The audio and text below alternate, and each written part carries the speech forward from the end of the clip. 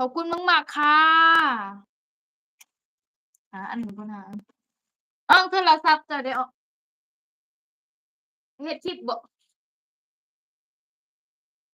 ไปหายืมโทรศัพท์อ้อก่อนสวัสดีหมูปิ้งนะครับแม่ไม่ค่อยสบายปวดหัวมากอ้าวเป็นไงบัดทีนี้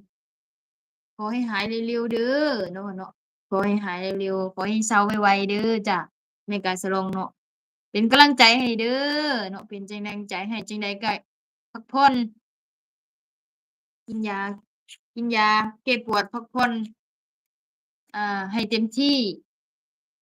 หรือว่าจั่งใดโอ้ลืมไปเด้มื้อนี้วันหยังมื้อนี้วันศุกร์มื้อนี้วันศุกร์สิได้พักเวียกแล้วเด้สิได้พักเวียกแล้วเด้คนทำงานก็ได้เนาะสิได้พักเวียกแล้วเด้ฮอดวันศุกร์แล้ววันศุกร์แล้วก็วันเสาร์วันอาทิตย์โอ้ได้พักแล้วดีใจนำกันดีใจนำเด้อเฮ้ยตลืมไปมื้อนี้น่ะมื้อวันศุกร์ต้องมีฉลองแล้วบ่จักเด้ไผสิฉลองกันเนาะฉลองวันหยุดแหมแม่บ่สบายเพิ่นน่ะจังไดก็ขอให้อันเซาไวๆเด้อจ้ะแม่ก็สิลองกินยาแล้วก็นอนพักอืมกินยาแล้วก็นอนพักเนาะการที่เจ็บหัวทรมานเลยในการเจ็บปวดการเจ็บปวดทรมานมากมันเป็นอะไรที่แบบทรมานจริงๆนะ วันศุกร์ไปเมาอะแม่บอกโอ๊ยวันศุกร์ไปเมาแม่บ่เคยเมาจักเทื่อลูกยังเห็น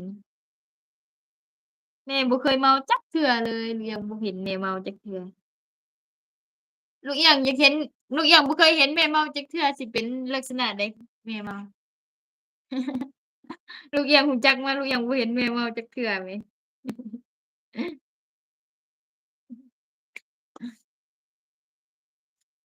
ไม่เห็นเมาเลยไม่เห็นแม่เมาเลย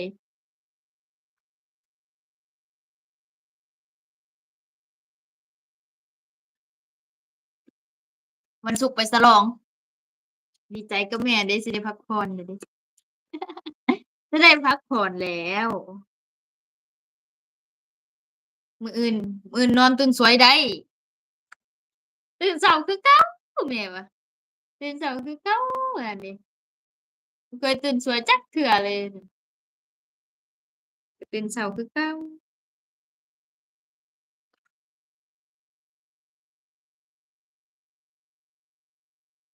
เมาแล้วร้องไห้ว่าโอ๊ยบ่เคยเห็นแม่เมาน่ะอืมบ่เคยเห็นเมาจักเทื่อร้องไห้เมาแล้วร้องไห้บ่ร้องไห้เด้เก่งล่ะแม่เก่งเด้เดี๋ยวนี้แม่บ่เห็นน้ำตาแม่แต่โดนแล้วเก่งหลายแล้วแม่เก่งแล้วซุมื้อนี้เก่งหลายเข้มแข็งเข้มแข็งเด้อน้อง บ่ว่าสิเกิดอิหยังอดใจสู้หายใจอยู่อย่าถอยหลังให้พ้นสายเด้อ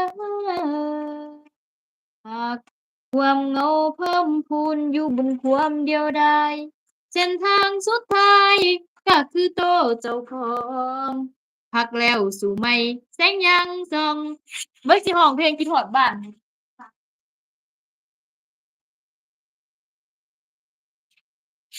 นกเอียงมีโทรศัพท์เครื่องเดียวกะใช้สูตรนี้จดใส่เจียไว้เห็นบ่จดใส่เจียไว้จดใส่ตุ่มไว้อ่านเราก็ได้โอ๊ยเห็นไหมมีโทรศัพท์เครื่องเดียวไม่มีเนื้อเราก็สามารถร้องได้เพราะว่าเราจดใส่ปึ้มไว้แล้วแม่นเพลงคิดฮอดบ้านเราของอันไปได้ยินแม่แอ๋วซ้อมอะนะของพี่ของแม่ติ๊กเนาะติ๊ก TK นะยังบ่ได้ซ้อมเด้นี่ยังบ่ได้ซ้อมเพราะว่าอันจดไว้ซื่อๆเนาะจดใส่เจียไว้